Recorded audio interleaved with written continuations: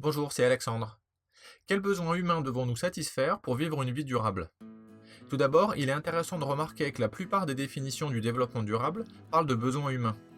La commission de Brundtland des Nations Unies a défini en 1987 le développement durable comme étant un mode de développement qui répond aux besoins d'aujourd'hui sans compromettre la capacité des générations futures à pouvoir répondre à leurs besoins.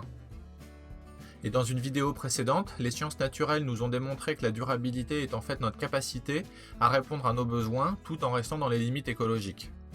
Et enfin, l'un de nos 4 principes de durabilité dit que dans une société durable, les individus ne sont pas soumis à des conditions qui diminuent systématiquement leur capacité à pouvoir répondre à leurs besoins. Alors de quels besoins s'agit-il? Et comment ces besoins peuvent-ils nous aider à devenir durables? Alors vous avez peut-être déjà entendu parler de la pyramide de Maslow. Je ne vais pas rentrer dans les détails ici, mais il existe de nombreuses ressources en ligne si vous êtes intéressé. Aujourd'hui, je vous propose une autre approche développée par l'économiste chilien Manfred Max Neff. Il a publié en 1991 un livre intitulé Human Scale Development, démontrant que les besoins humains sont finis et classables, qu'il existe 9 besoins humains fondamentaux communs à toutes les cultures et à toutes les périodes historiques. Ce qui change, c'est la façon dont nous satisfaisons ces besoins. Alors nos 9 besoins humains fondamentaux sont les suivants. Subsistance, nous avons besoin de nourriture, d'eau, d'un toit. Protection, un environnement sûr, une sécurité sociale. Participation, prendre part aux décisions qui nous concernent. Oisiveté, avoir du temps libre, se détendre. Affection, avoir des amis, aimer et être aimé. Compréhension, apprendre, méditer. Création, cuisiner, créer, inventer. Identité, avoir un sentiment d'appartenance, se connaître soi-même. Et enfin, liberté, être libre de choisir comment vivre notre vie. Alors même si ces besoins étaient les mêmes pour les Romains et les peuples autochtones il y a plusieurs milliers d'années, les moyens de satisfaire nos besoins de protection, participation et liberté par exemple, peuvent être très différents aujourd'hui qu'ils ne l'étaient à l'époque.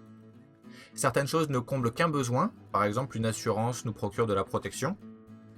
D'autres sont synergiques et peuvent en combler plusieurs à la fois. Par exemple, l'allaitement répond aux besoins de subsistance d'un bébé, mais également à ses besoins de protection, d'affection et d'identité. Max Neff met également en évidence d'autres façons de combler les besoins, notamment les destructeurs. En prétendant répondre à un besoin, ils nous empêchent d'en combler plusieurs autres. Par exemple, la censure répond soi-disant aux besoins de protection, mais nous interdit en fait de répondre à nos besoins de création, liberté, compréhension, participation et identité. Il existe également des pseudo-combleurs. Par exemple, la mode et les tendances peuvent donner une fausse impression de répondre à notre besoin d'identité.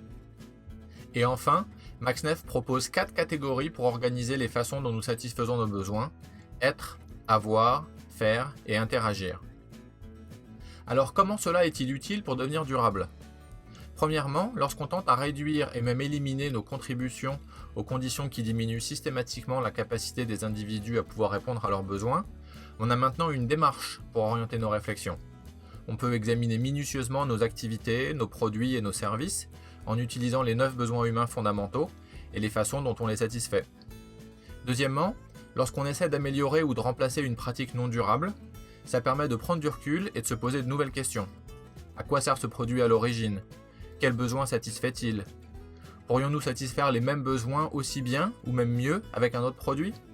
Alors prenons l'exemple d'un festival de musique qui rassemble des dizaines de milliers de personnes souhaitant satisfaire leurs besoins de participation, d'oisiveté, de création et d'identité. Pourrions-nous inventer un nouveau moyen de répondre à ces mêmes besoins en créant moins d'émissions de carbone dues au transport et avec moins d'impact sur les écosystèmes locaux? Juste le fait de se poser la question ouvre une nouvelle façon de réfléchir, vous trouvez pas? Pourrions-nous inventer de nouvelles façons de satisfaire nos besoins d'identité et de liberté sans consommer autant de choses inutiles? Pourrions-nous imaginer d'autres moyens de répondre aux besoins d'oisiveté sans voyager à l'autre bout du monde et perturber les populations et les coutumes locales? Et lorsque nous trouvons une façon durable de répondre à nos besoins, pouvons-nous l'améliorer pour qu'elle réponde à plusieurs autres besoins en même temps de façon synergique et en utilisant la même quantité de ressources? Au bout du compte, être durable, c'est répondre à nos besoins humains dans la limite des contraintes naturelles. Et les 9 besoins fondamentaux de Manfred Max Neff peuvent être très utiles pour trouver des moyens de les satisfaire en utilisant moins de ressources. Ils permettent d'adopter un nouveau regard sur le système qu'on essaie de changer, ce qui est crucial pour stimuler l'innovation et éviter les solutions superficielles. Alors si vous voulez en savoir plus sur ces besoins, une version PDF du livre Human Scale Development est disponible gratuitement en ligne, en anglais. Vous trouverez l'adresse dans la description ci-dessous. Vous pouvez retrouver toutes nos vidéos pour apprendre et enseigner le développement durable sur notre nouveau site web sustainabilityillustrated.com et également rejoindre la communauté. Si le développement durable est important pour vous, vous pouvez nous soutenir sur patreon.com/sustainability. Comme d'habitude, merci à nos donateurs, nous ne pouvons pas faire ces vidéos sans vous et merci de votre attention.